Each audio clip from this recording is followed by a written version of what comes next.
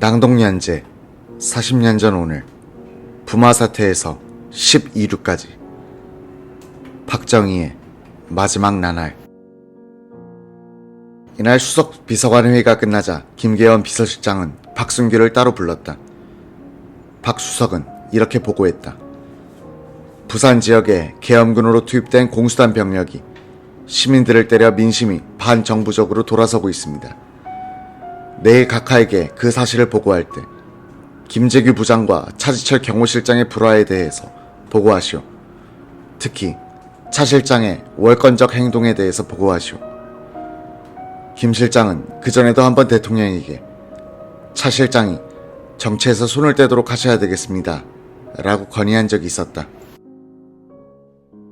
박 대통령은 차 실장이 국회의원을 했기 때문에 정치를 잘 알아 라고 했다. 김 실장은 비슷한 건의를 다시 하기가 못해서 박 수석에게 그런 부탁을 한 것이었다. 김 실장은 박 수석의 그런 보고 후 대통령을 만나 김 부장과 차 실장의 암투가 심하니 차라리 두 사람의 자리를 맞바꾸어 주자는 건의를 할 예정이었다. 차지철 경호실장은 이날 아침 8시 20분쯤 연희동 집을 떠났다. 차 실장은 두 부관을 데리고 있었는데 이날 그를 수행한 것은 이서구였다. 이 부관은 아침 8시에 연희동 차 실장 집에 도착. 1층에서 근무 중인 경호실 직원으로부터 차 실장의 5연발짜리 리볼버 권총이 든 과직 손가방을 넘겨받았다. 차 실장은 8시 40분쯤 청와대 정문 우측 첫 번째 4층 건물인 경호실에 도착했다. 그는 집무실에 들어가자마자 김재규 정보부장을 전화로 찾아 통화했다. 8시 45분경이었다. 김 부장은 이날 박 대통령이 들리게 되어 있는 KBS 당진 송신소 준공식에 참석하고 싶다면서 대통령과 함께 헬리콥터 1호기에 동승할 뜻을 비쳤다. 김 부장은 그런 뜻을 김계원 비서실장에게도 전했으나 결정권은 차 실장이 갖고 있었다.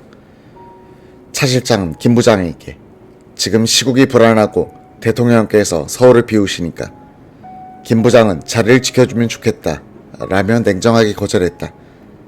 박 대통령은 오전 9시쯤 2층 식당에서 일어나 1층 집무실로 내려가는 계단으로 몸을 옮겼다.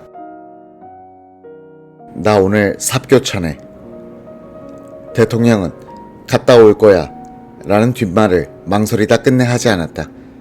아버지 안녕히 다녀오세요. 두 딸이 머리 숙여 인사했다. 이것이 영원한 작별 인사가 됐다. 박 대통령은 필기도구와 안경, 연설문 따위가 담긴 누런 가죽 가방을 직접 챙겨 들고 콧노래를 부르며 계단을 내려왔다. 2층에서 1층으로 출근한 것이다. 김계원 실장은 이런 식의 출근이 대통령의 기분 전환에 문제가 있다고 생각하여 별채 건물을 지어 내실을 그곳으로 옮기자고 건의했으나 청와대 건물에 돈을 쓰는 것을 싫어한 박 대통령에 의해 거부됐다. 대통령은 빨간 카펫이 깔린 계단을 내려와 우측으로 난 문을 열고 집무실로 통하는 전실로 들어섰다. 부속실 역할을 하는 전실에는 박학봉 비서관과 이광형 부관이 교대로 미스 리라고 불리는 이해란과 함께 근무했다. 이광형 부관과 이해란이 자리에서 일어나 대통령에게 인사를 했다. 대통령의 가죽 가방은 이해란이 받아들었다. 박 대통령이 집무실로 들어가자 잠시 후 김계원 실장이 보고를 하러 들어갔다. 김 실장은 정보부와 경찰에서 올라온 일일 보고서를 노란 봉투에 넣어 대통령에게 올렸다. 평소에는 대통령이 봉투 끝을 잘라 보고서를 꺼내 읽어보지만 이날은 봉투째 서랍 속에 집어넣었다. 박정희의 집무실은 서재로 불리기도 했다. 그는 군인 출신이었지만 책 속에서 살았다. 이 서재 겸 집무실에는 약 600권의 책이 꽂혀 있었는데 소설이나 수필집, 시집은 단 한 권도 없었다.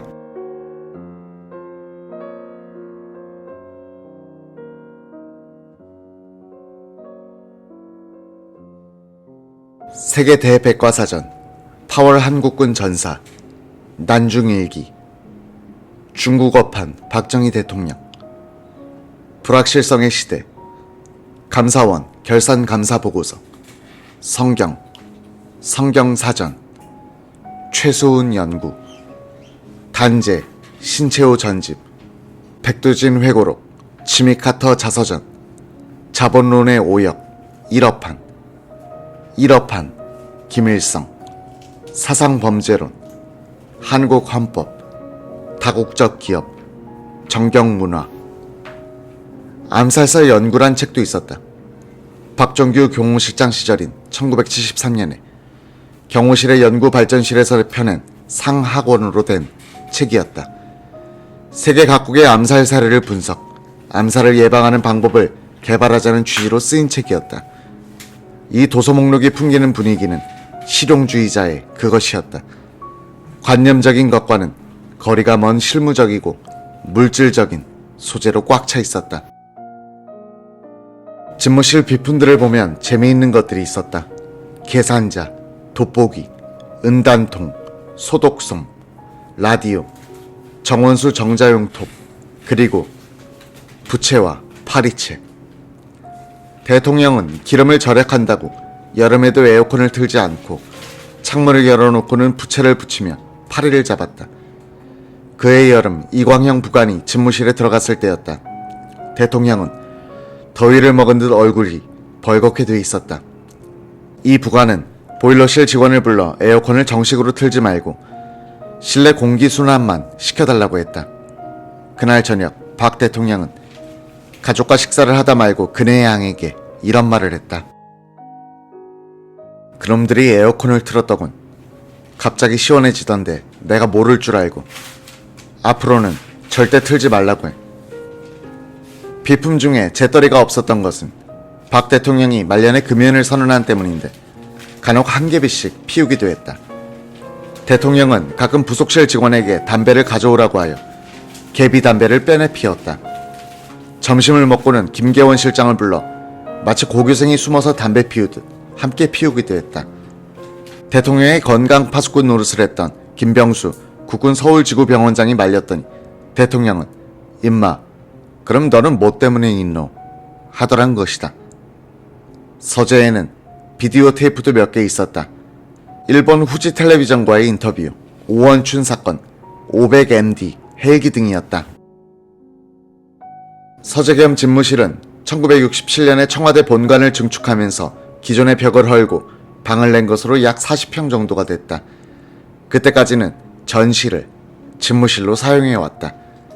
서재 남쪽 벽으로 출입문이 하나 있었다. 밖에는 잔디밭의 평행봉과 철봉이 설치돼 있었다. 이 문 옆에는 가로 50cm, 세로 80cm 가량 되는 커다란 인력이 걸려 있었다. 매일 아침 부속실 직원이 청소부를 데리고 들어가 청소를 하면서 한 장씩 찢어내고 있었다. 인력은 날짜만을 크게 인쇄하고 연도와 달을 작게 표기한 것으로 1979년 10월 26일자가 걸려 있었다. 서재에 걸렸던 인력은 이날로 역사의 화석이 되었다. 이날 오전 9시 20분경 김 비서실장은 보고를 마치고 집무실을 나왔다. 이때부터 대통령은 그날 결제할 서류를 모두 처리하고 일상적인 여타 업무도 거의 다 정리했다. 얼마 후 둔중한 프로펠러 소리가 점점 가까워지고 있었다. K-16 성남 비행장에서 이륙한 세 대의 청색 UH-1H 헬리콥터가 청와대 동편으로 날아와 지하 벙커 지붕 위로 내려앉고 있었다. 오전 10시가 막 넘어설 무렵이었다. 헬리콥터가 착륙한 직후 전실 입구 복도에 차지철 경호실장과 천병득 수행과장이 도착했다. 김계원 비서실장도 2층 집무실에서 복도로 내려왔다. 비서실장을 본 차 실장은 들으라는 듯 이렇게 중얼거렸다. 비서실장도 내려가는데 중정부장까지 거길 가려 하다니. 이런 비상시국에는 서울을 지켜야지. 조금 전에 있었던 김재규 정보부장과의 통화 내용에 관한 언급이었다. 김계원은 이런 방구 대응이 없었다. 잠시 어색한 침묵. 이윽고 문이 열리고 박 대통령이 걸어 나왔다. 기다리던 세 사람은 인사했다. 대통령을 뒤따라 나온 이해란이 박 대통령의 가죽 가방을 천병득 과장에게 넘겨주었다. 현관을 나서는 대통령의 뒤에서 미스 리와 이광영 부관이 안녕히 다녀오십시오 라고 인사했다. 대통령은 연신 콧노래에 맞춰 고개를 끄덕임으로써 인사에 답했다. 본관 앞마당에는 대통령 전용 차량 슈퍼살론과 비서실장 차량 및 경호 차량 등 5대가 줄지어 대기하고 있었다. 행사에 참석할 수행원들과 관계 장관들이 차 옆으로 도열해 서 있다가 대통령을 보고 일제히 인사를 했다. 청와대 내 헬리콥터 착륙장으로 향하는 대통령 전용차에는 김계원 비서실장이 대통령 왼쪽에 동승했다. 대통령은 김 실장에게 실장, 모친이 편찮으신 모양인데 내일 모레는 내가 찾지 않을 테니 고향에 다녀오시오 라고 했다. 청와대 내 헬기장에서 세대 헬리콥터가 이륙한 것은 이날 오전 10시 30분쯤이었다. 3호기에는 보도진, 2호기에는 수석 비서관들과 경호실 수행팀이 탔다. 대통령이 탄 공군 1호기는 승무원을 포함하여 정원이 13명이었다. 앞에 4자리는 조종사, 부조종사, 정비사, 공군 연락관 차지였다. 그 뒷자리에 박 대통령이 앉았다. 대통령 좌석에는 쌍왕년과 큰 지도가 놓여 있었다. 이 지도에는 주요 시설, 공장, 공단, 공사장이 표시돼 있었다. 경호실 소속 상황실에서는 이 지도에 새로운 정보사항을 늘 유지하여 대통령이 잘 알아볼 수 있도록 신경을 곤두세웠다. 대통령은 누구보다 공중시찰을 많이 하여 지리에 밝았다. 전에 없던 시설물 같은 것이 보이면 궁금해했다. 그럴 때는 수행과장이 지상으로 긴급 무절 연락을 취해 상황을 파악, 보고해야 했다. 이날 대통령 옆자리에는 삽교천 방조제 중공식의 주무장관인 이희일 농수산 부장관이 앉았다. 그 뒤로는 김계원, 차지철, 서석준 경제수석 비서관 및 천병득 수행과장과 오세림 계장이 경호원으로 자리 잡았다. 기내에서 박 대통령은 이 장관에게 전날 확정된 추곡 매입가 결정에 따른 농민들의 반응을 물었다. 추곡 매입가 결정 과정에 우여곡절이 많았다. 경제기획원에서는 전년 대비 10% 선의 인상을, 농수산부에서는 20% 이상의 인상을 주장하여 좀처럼 결말이 나지 않았다.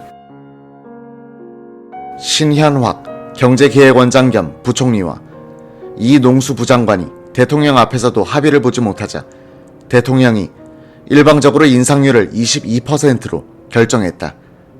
박 대통령이 농민들에게 주는 보너스라고 표현된 선심 때문이기도 했지만 대통령은 이날 무척 기분이 좋았다. 박 대통령은 농촌 시찰에 나서면 언제나 신이 나는 사람이었다.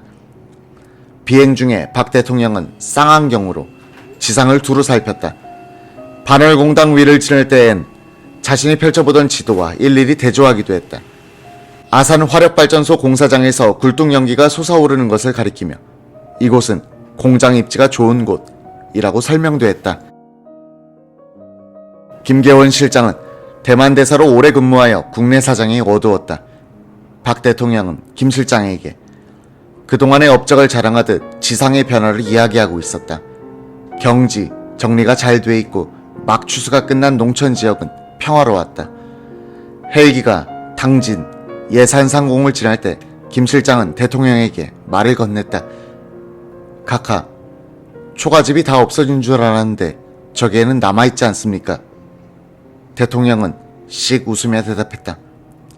우선 큰 길가부터 하고 있소. 대통령의 일행을 태운 세대의 헬기가 삽교천 방조제 중공식장인 당진군 신평면 운정리에 도착한 것은 오전 11시 2분이었다. 헬기는 새로 닦인 포장도로 위에 착륙했다. 헬기에서 내린 대통령은 도열한 현지 주민들로부터 박수를 받자 활짝 미소를 지으며 손을 흔들어 답례를 했다. 넓은 공터에 설치된 단상까지 약 50여 미터를 걸어가 단상 위로 올라섰다. 관계 공무원들과 근로자들이 도열해 있었다.